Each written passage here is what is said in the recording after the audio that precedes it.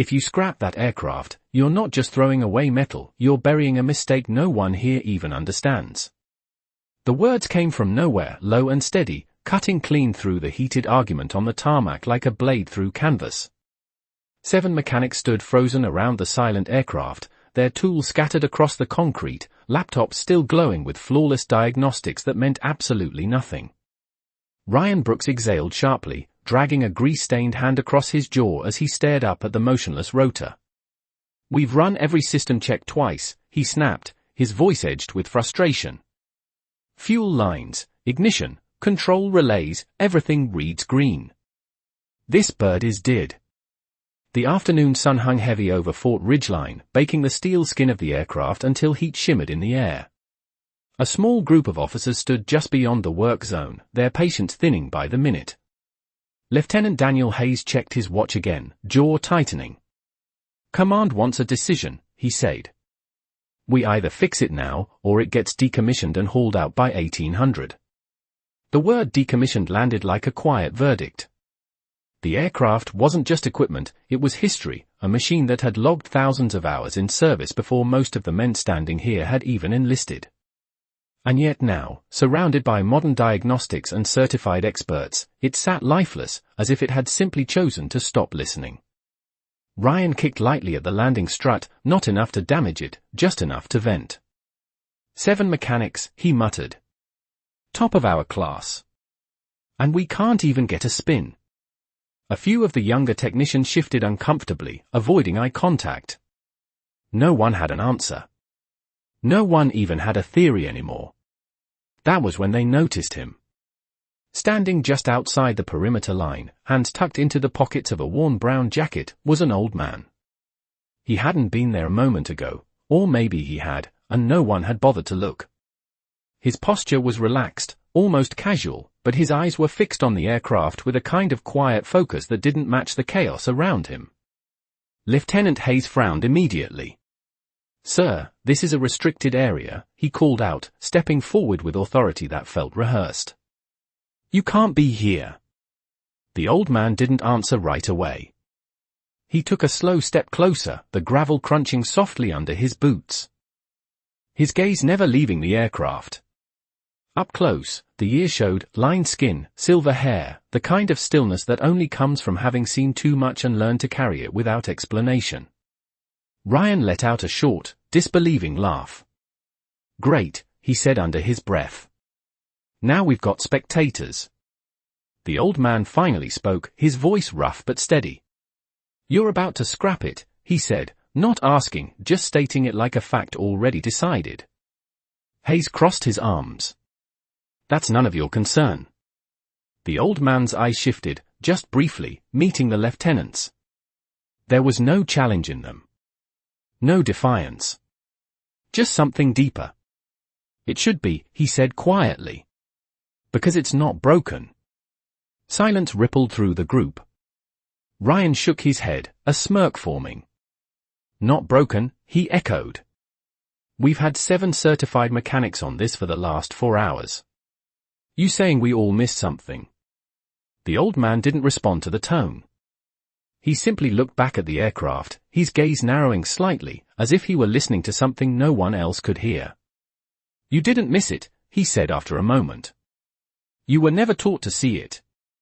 The air shifted. Not loudly. Not dramatically. But enough that one of the younger airmen, Lucas Reed, felt it settle in his chest like a weight he couldn't explain.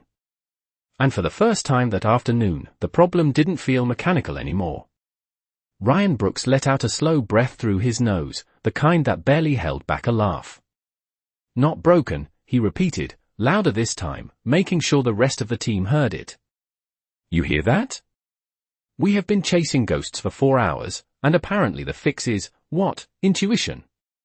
A few of the mechanics chuckled, the tension cracking just enough to let their frustration spill into mockery. Lieutenant Hayes did not laugh.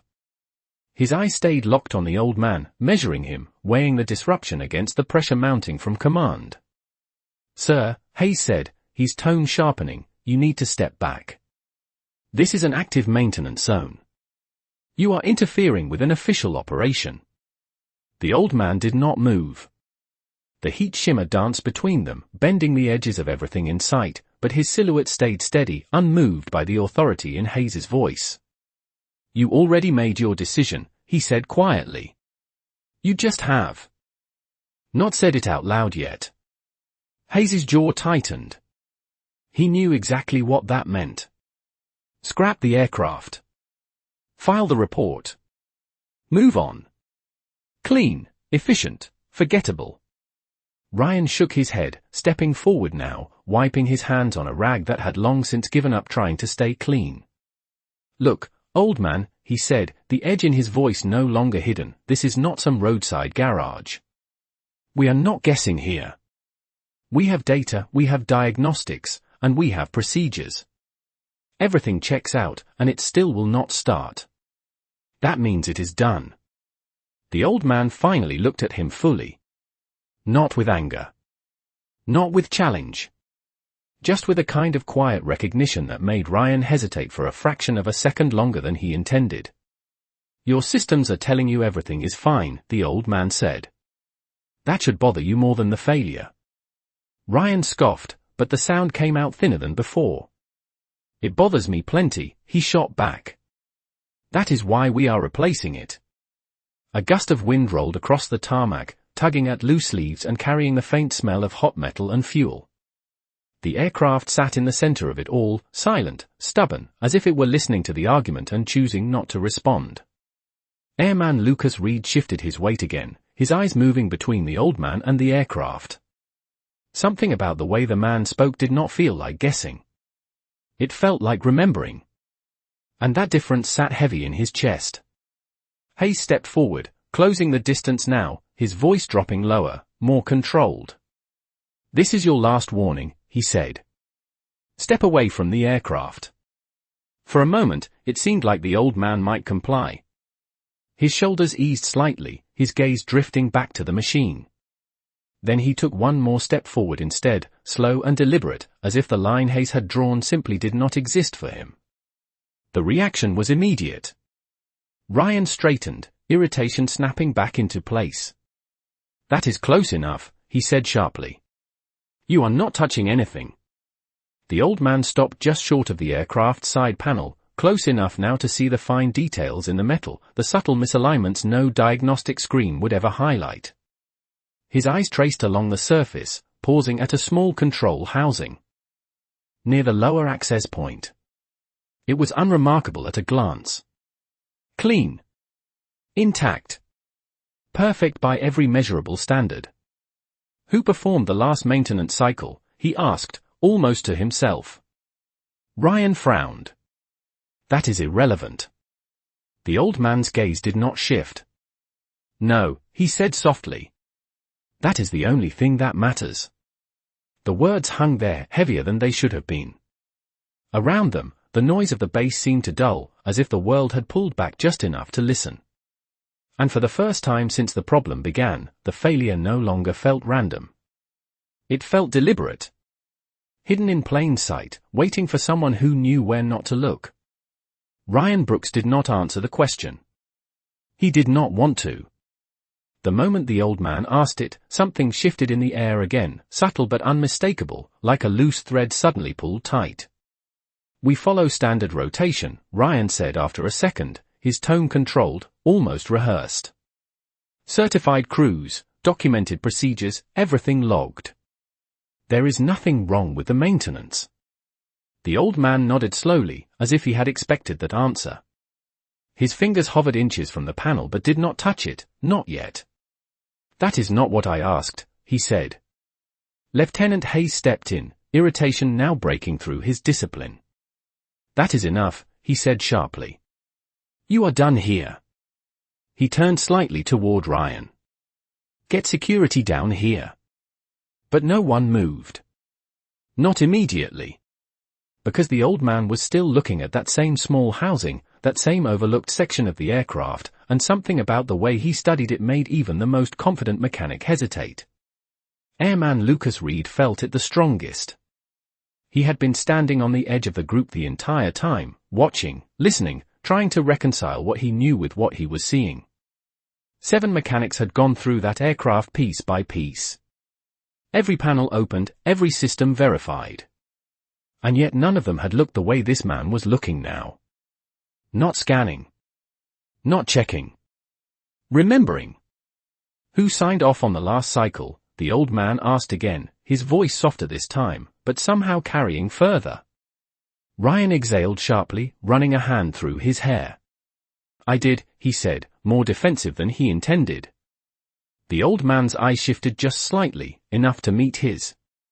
There was no accusation in them. No judgment. Just a quiet weight that settled deeper than either. Then you know what they changed, he said. Ryan opened his mouth, then stopped. Because the answer should have been immediate. It should have been simple. But instead, it felt just out of reach, like a detail buried under layers of routine and assumption. The wind picked up again, brushing across the tarmac, rattling a loose strap somewhere on the aircraft with a hollow, rhythmic tap. The sound echoed faintly, almost like a reminder. The old man turned back to the panel. They updated the system, he said, more to himself than anyone else. Standard alignment correction. Modern calibration. Hayes frowned.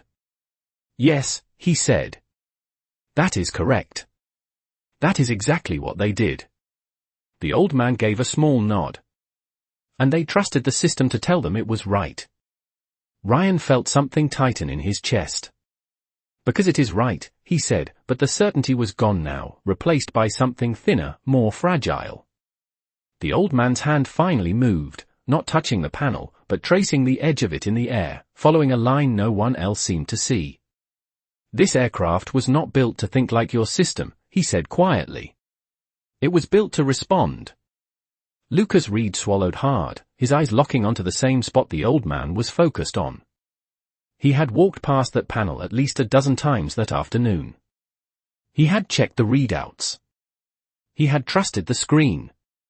But now, standing here, it felt like he had missed something obvious. Something simple. Something human. Hayes took a step forward again, but slower this time, less certain. Even if that were true, he said, you still do not have authorization to be here. The old man did not look at him. Authorization does not fix machines, he said. Understanding does. The word settled into the silence that followed, heavy and unchallenged. And for the first time, no one laughed. The silence stretched just long enough to become uncomfortable, and then Ryan Brooks stepped forward again, this time with a sharper edge, like he needed to reclaim control before it slipped completely out of his hands. Understanding, he repeated, the word almost a challenge now. You keep talking like this is some kind of instinct problem. It is not. This is engineering. Numbers. Systems. You either have the data or you do not. The old man did not turn. His gaze remained fixed on the panel, tracing that same invisible line, patient, unhurried, as if time itself had slowed down around him. Data tells you what should happen, he said. Not what already did. Ryan let out a dry laugh, shaking his head. That does not even mean anything. But it did. Not logically, not in a way he could explain, but somewhere deeper, it landed. And that bothered him more than anything else. Lieutenant Hayes watched the exchange closely now, his earlier certainty eroding under something he did not want to name. He had seen mechanical failures before. He had seen teams struggle. But he had never seen a room full of trained specialists fall quiet because of one man who had not even touched the equipment. You are making a lot of assumptions, Hayes said carefully. About a system you have not worked on in decades. The old man gave a faint nod, acknowledging the point without agreeing to it. That is the difference, he said. I did not work on systems.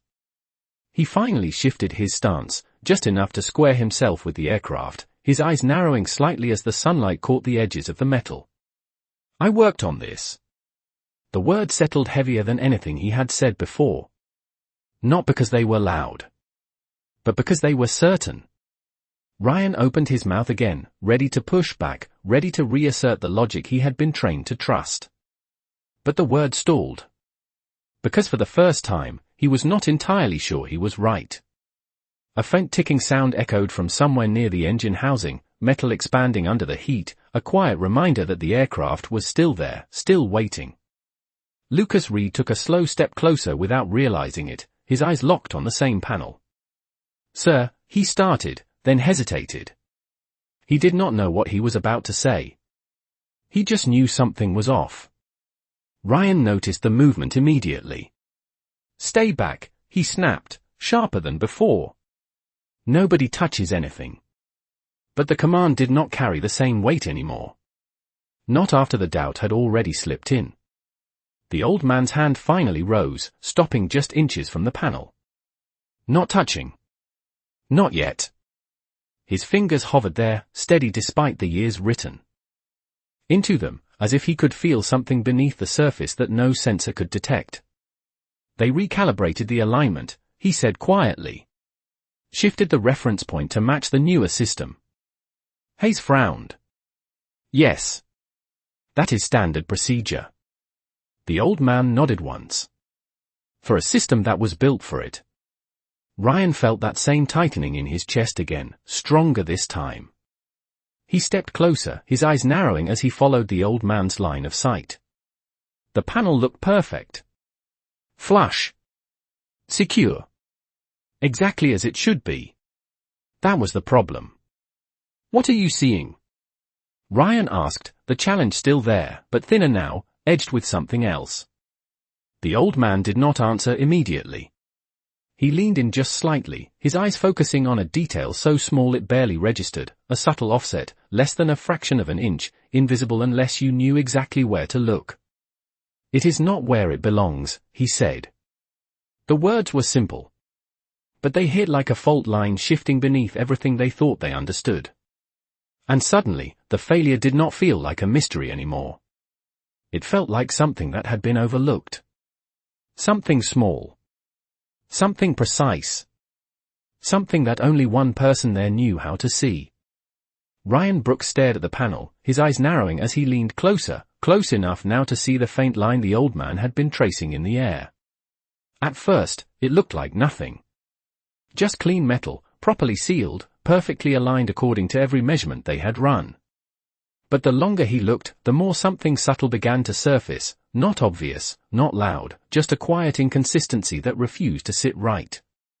"That is within tolerance," Ryan said, but the words came slower now, less certain, as if he was trying to convince himself more than anyone else.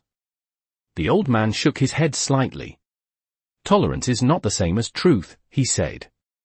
His hand hovered just above the panel, fingers steady, as if he could feel the memory of where it used to be rather than where it was now. "This was set by hand long before your systems ever touched it. It does not care about your tolerances." Lieutenant Hayes stepped in closer as well, his authority no longer leading, now following the question forming in his own mind. "Explain that," he said.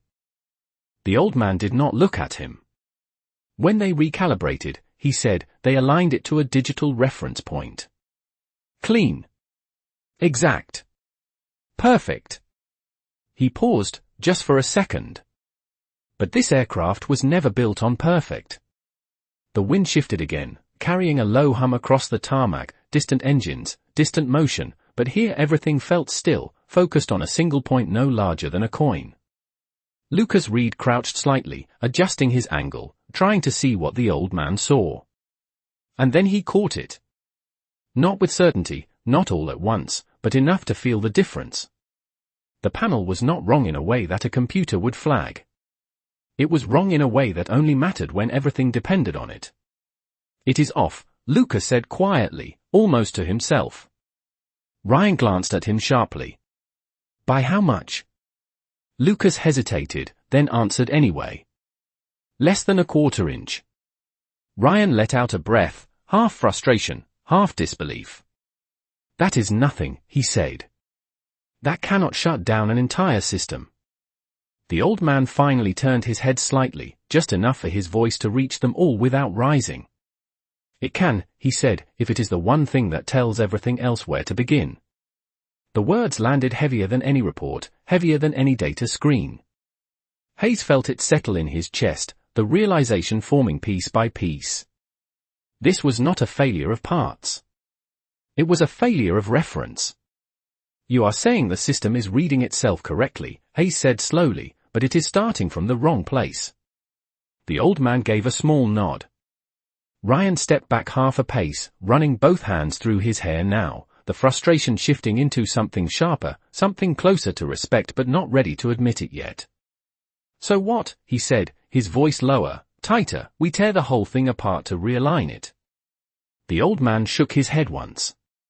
No, his hand moved, not touching the panel, but drifting slightly downward, toward a smaller, almost forgotten control near the base of the housing. A simple switch. Easy to overlook. Easy to ignore. Ryan followed the motion, his eyes locking onto it. That is not even part of the main system, he said immediately. It is inactive during startup. The old man's gaze settled on it, steady, certain. It was not always. The silence that followed was deeper than before. Because now, for the first time, the answer was not just close. It was right there. Waiting. No one moved. Not Ryan, not Hayes, not even the younger mechanics who had been shifting restlessly just moments before.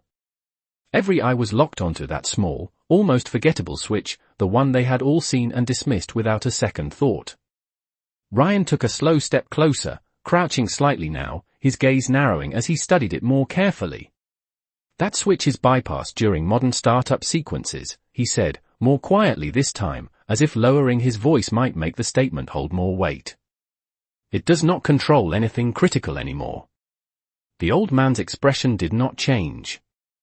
That is what the system believes, he said. Not what the aircraft remembers. The words hung there, and for a brief moment, the world seemed to pull back again, the distant hum of the bass fading into something softer, less important. Lucas Reed felt it again, that same unexplainable weight pressing into his chest, the sense that something bigger than procedure was unfolding right in front of him. What does it do? Lucas asked, his voice careful, almost hesitant. The old man's eyes never left the switch.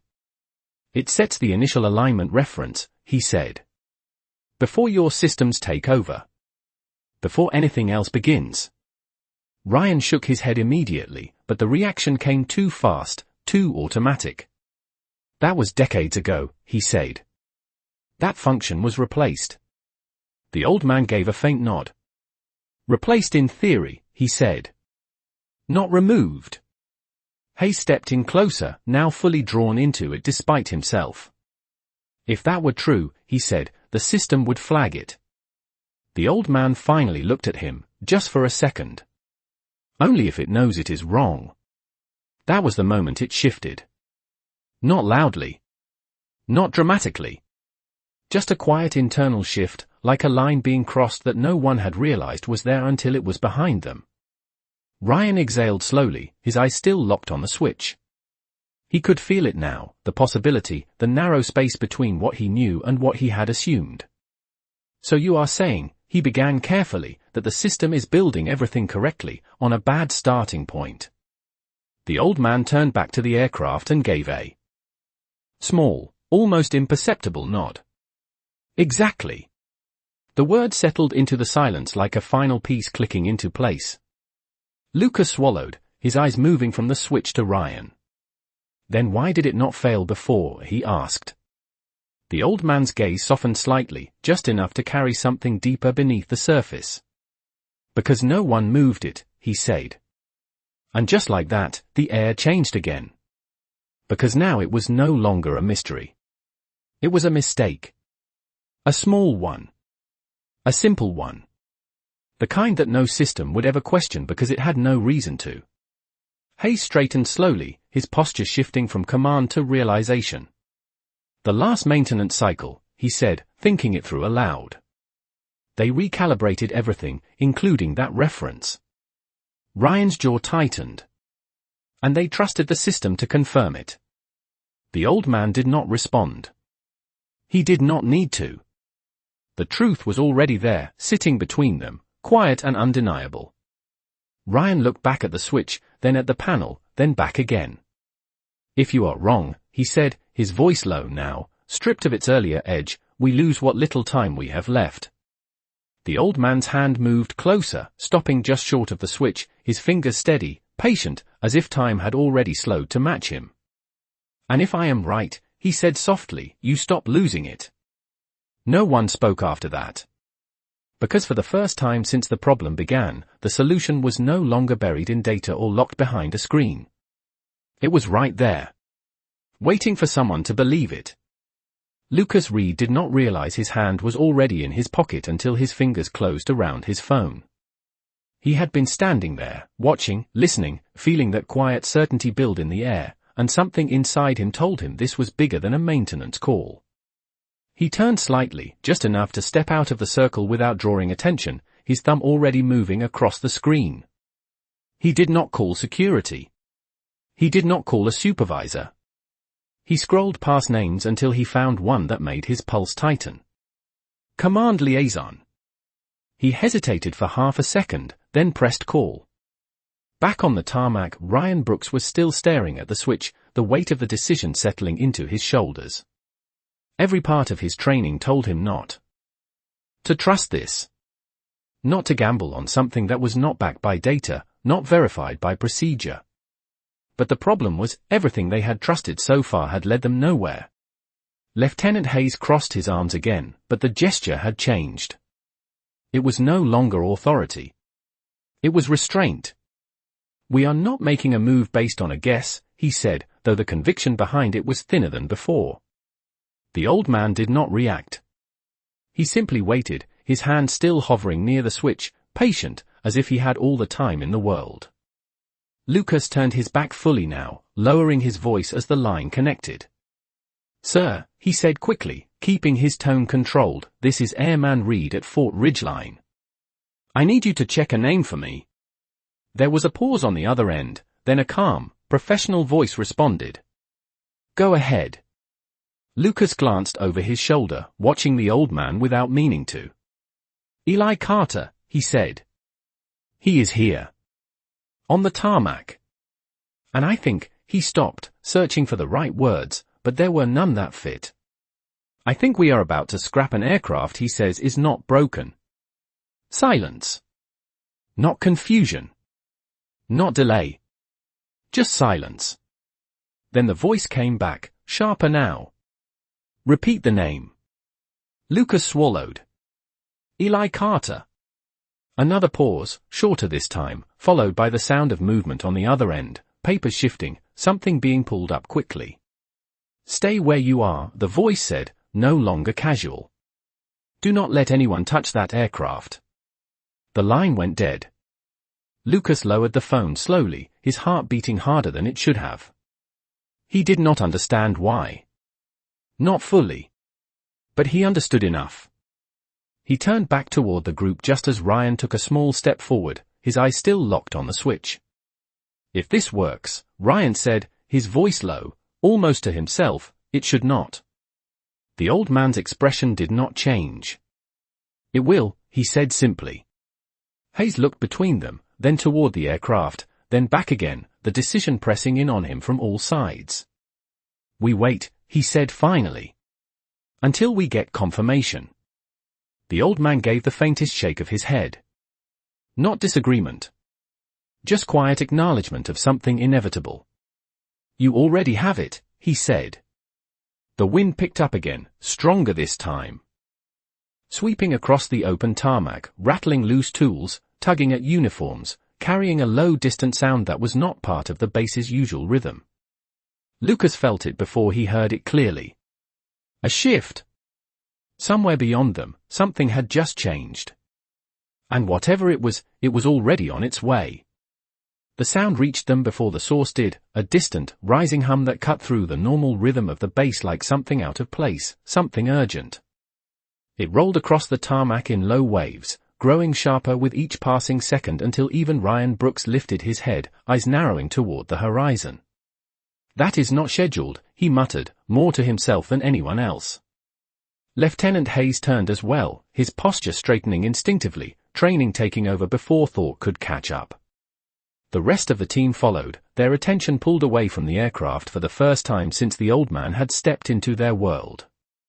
Over the far edge of the base, just beyond the heat shimmer and the distant hangars, a dark shape cut across the sky, fast, deliberate, descending with purpose that left no room for doubt.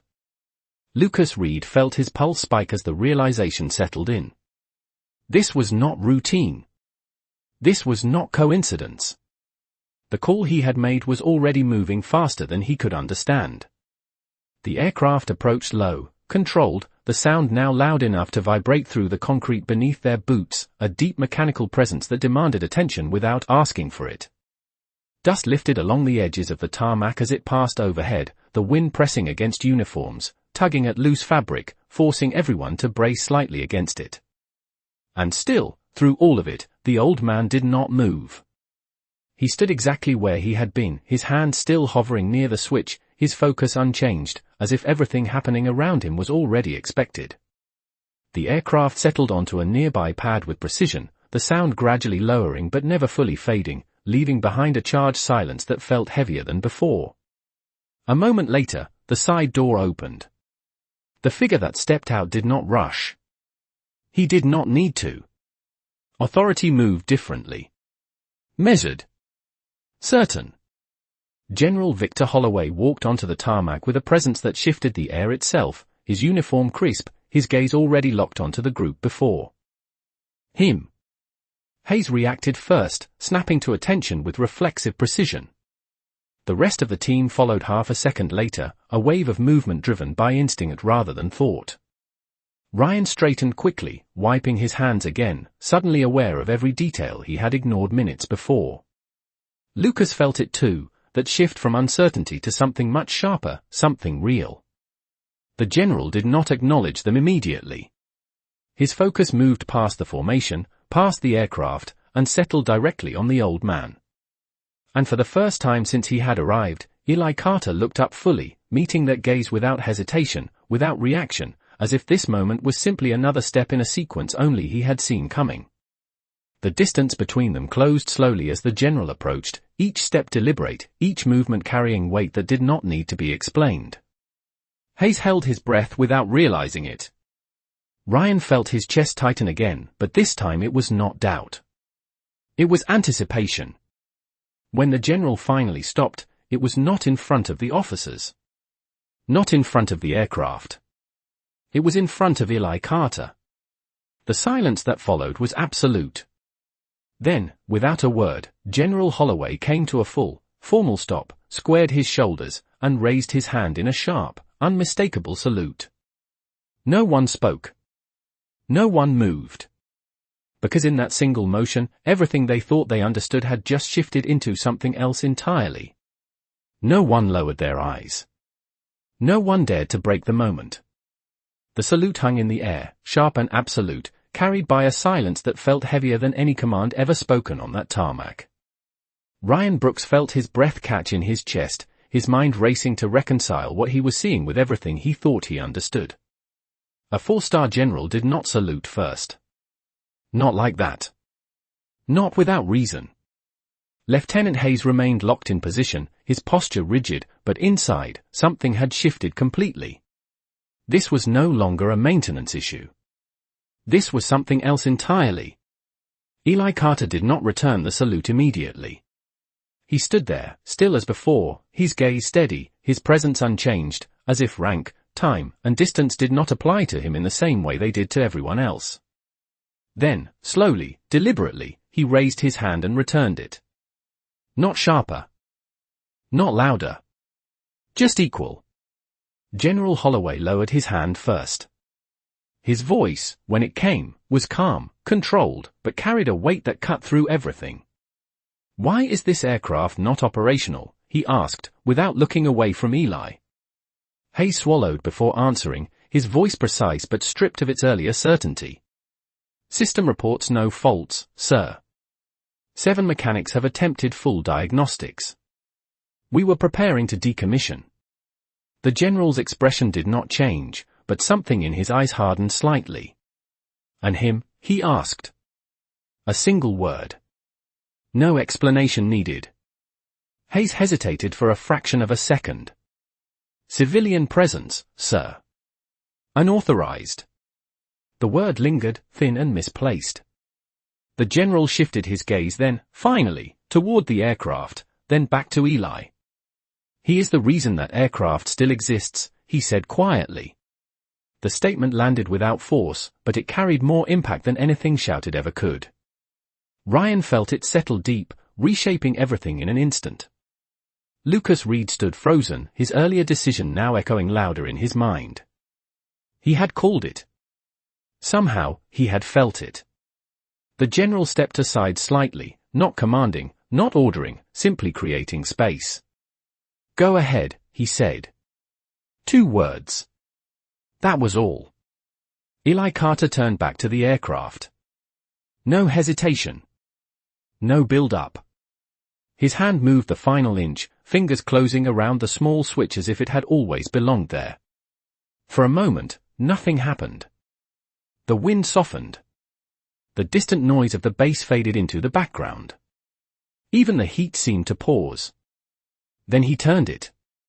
Not dramatically. Not forcefully.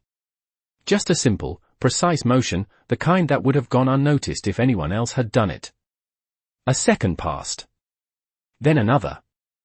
And then, deep within the aircraft, something shifted. A low hum, subtle at first, then building, steady, controlled, unmistakable. Systems came alive one by one, not in chaos, not in error, but in perfect sequence, as if they had been waiting for this exact moment to begin again. Ryan stepped back without realizing it, his eyes wide, his earlier certainty gone completely. Hayes felt his posture change, not from command, but from recognition. Lucas exhaled slowly, the tension leaving him all at once. The aircraft was not broken. It never had been. It had simply been misunderstood. Eli Carter stepped back from the panel, his hand falling to his side, his expression unchanged. As if nothing remarkable had just happened. Around him, no one spoke. No one moved. Because there was nothing left to say. General Holloway remained where he was, his gaze fixed on Eli, the respect in it no longer hidden, no longer implied. It was absolute. And in that silence, the lesson settled deeper than any order ever could. Some machines do not fail because they are broken. They fail because the people working on them have forgotten how to listen.